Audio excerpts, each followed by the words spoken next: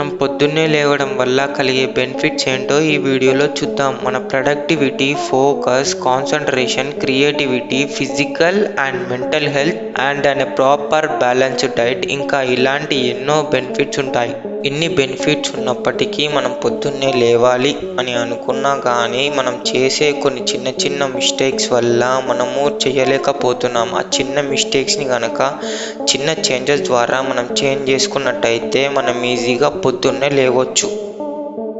పడుకోవడానికి 2 గంటల ముందే మన డిన్నర్ని కంప్లీట్ చేసుకోవాల్సి ఉంటుంది. Heavy meal, alcohol, coffee as much as possible avoid చేయడం చాలా మంచిది.